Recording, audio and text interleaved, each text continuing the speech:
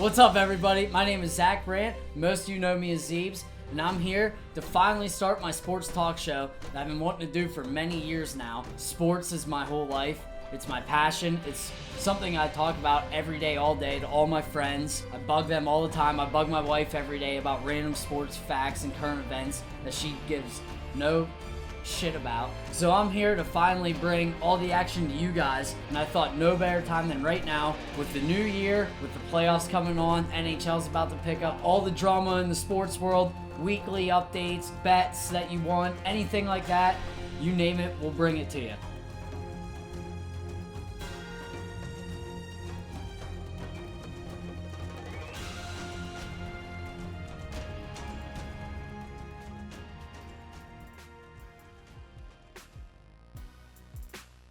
Alright, this week, first we're going to start with what, in my opinion, is the NFL game of the week. Obviously, I'm biased, being a Steelers fan, if you can't tell. Steelers-Browns, Sunday night, 8:20, Heinz Field. The wild card game. This is a huge game for both teams. This is the Browns' first time in the playoffs in 17 to 18 years. The Steelers' first time in the playoff in 3 seasons, I think. They missed the past 2 years. Steelers started 11-0 and then just looked absolutely terrible against the Redskins, then the Bengals, and I forget who else they lost to after that. Browns, huge turnaround season for them. They were, I think, 7-9-1 last year. Fired their head coach, brought a new guy in, 11-5. They have all the momentum right now in the world. So this is going to be a great game to watch. There actually will be no fans after they said that the Steelers were trying to get 5,000 to 7,000 fans in, but it ended up getting denied. Heinz Field, the Steelers organization, they put out a press release that there's going to be no fans. Interesting things, in my opinion, to watch will be, first of all, Big Ben. How's he going to look? Because he looked pretty good the first half of the season, I thought. He was finding a good rhythm. They were just creating the offense great around him with the little dunk passes and all that stuff, the quick releases. He has one of the fastest releases in the NFL this season, but he looked terrible the whole second half of the season. Then finally against the Colts, he started calling his own plays, rumor has it. Boom, he's throwing bombs to Deontay Johnson, getting Claypool back involved. Juju had a nice touchdown in that game. So a lot of the game, I think, is going to depend on Big Ben's play and how he looks, the blocking. Can the Steelers run the ball? Probably not. I mean, they haven't been able to since, the first game I can remember that the running was really bad was that Cowboys game. And I don't really know what's going to change in this last week, but hopefully they can get it together because it's do or die now. It's the playoffs. This is it. This is everything on the line. The 11-0 start doesn't matter anymore. The 3-game skid and then the little bounce, nothing matters. It's Browns, Steelers. This is for all the marbles, to move on to the next round. So we'll see how the running game is. The defense, you just got to get after Mayfield, disrupt him a little bit, hold down the run game with Nick Chubb and Kareem Hunt. They're, obviously 2 really good running backs. Are we going to get any bad blood? I'm sure we will. Like I said, Browns, Steelers, they hate each other. The teams hate each other. The fans aren't really fond of each other at all. We all learned that last year when Rudolph almost got killed. So it's going to be an interesting game, and it's must-see TV. Sunday night primetime, everyone's going to tune in. I'm really excited for this one, even if I wasn't a diehard Steelers fan. It's everything you want in football, especially in the playoffs. It has all the drama added into it. The line on that game is Steelers -6. My prediction, I'm taking Steelers. I say 27-17 Steelers. They win. Move on. I got them covering the spread. I'm biased, of course, so give me your predictions for that game. Let me know what you think. Gonna move on now to my second big topic I want to talk about this week is the national championship game. This college football season was not our normal college football season at all. With COVID going on, no fans, all the conferences only played each other, so we had awesome matchups and regular schedules all get canceled. The Big Ten didn't even start until, I think it was October 24th. In September, when the ACC started first and then the SEC started the last Saturday in September, we didn't even think the Big Ten was even going to play. And now here we are. How we got here, Alabama beat Notre Dame in a pretty one-sided matchup as we expected. Was hoping the Irish could pull off some of that luck of the Irish, but It didn't happen. Ohio State shocked the world, in my opinion, is how I'm going to state it. Not many people thought they had a chance. Dabo Swinney didn't think they had a chance, ranking Ohio State 11th in the nation, basically just disrespecting them. And Ohio State took that to heart and came out and smacked them in the teeth. It was a pretty dominant performance by Ohio State, and I was impressed. I am one of the most biggest Ohio State haters ever. It's hard for me to ever root for them. Everyone probably knows that, diehard Penn State fan. But I gotta give credit when it's due, and Ohio State impressed the hell out of me. They looked amazing. Justin Fields went, I think it was 22 for 28, 400-some yards, 6 touchdown passes. He just looked phenomenal in that game. Some headlines to look out for is how healthy is Justin Fields after taking a nasty hit to the ribs. I think it was in the third quarter by one of the linebackers at Clemson. They actually called it a targeting and ejected him from the game, which I won't get into how I feel about that. So how's he going to be? Because if he's not 100% and he goes down early, that's bad news for Ohio State. I think it's going to be a high-scoring game, and they're going to have to keep scoring to get to stay in it, because that offense of Alabama is explosive. But I think Ohio State can put up the points, and I truly believe they can hang around. You got Devontae Smith, wide receiver, Alabama. He just won the Heisman Trophy. First wide receiver to do so since 91. Desmond Howard from Michigan is the last wide receiver. So, first wide receiver in my entire life.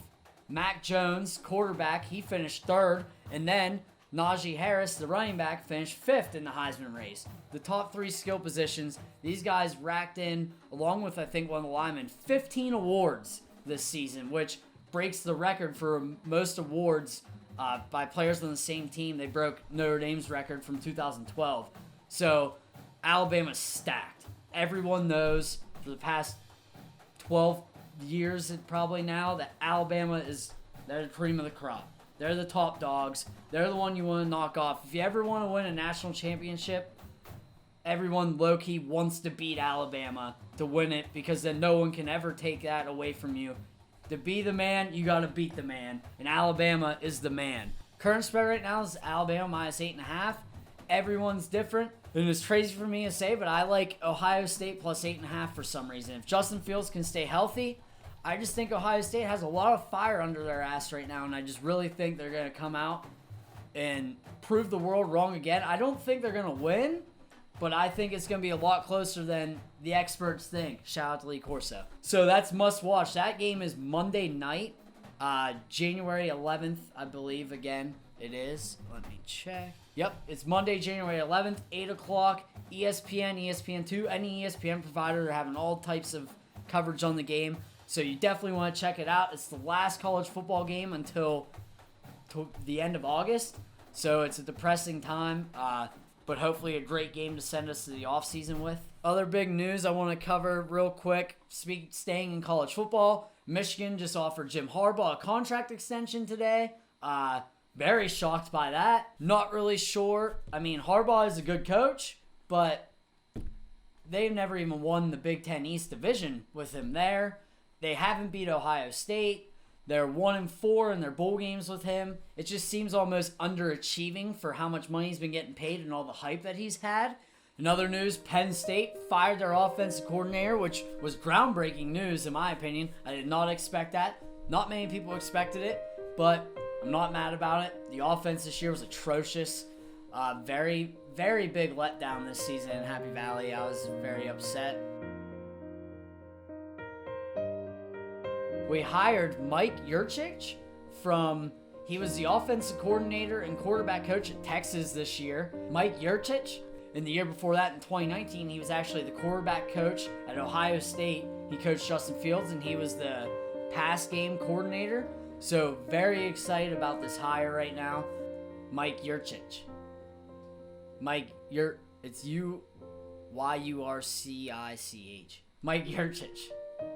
Mike Yurcich? I don't know how it's...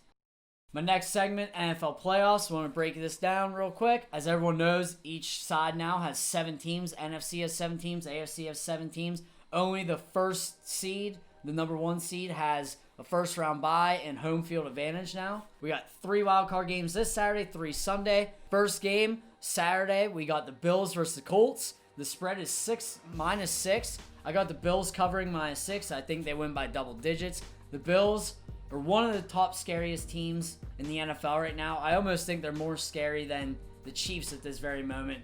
They're very dangerous. They have this game at home. They win. They'll play at home again, maybe against the Steelers. We'll see what happens there. Seahawks are at home versus the Rams.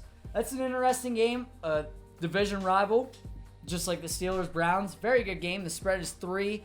Seahawks are 5-0 at home with Pete Carroll and Russell Wilson. So I'm going to ride Seattle on this -3.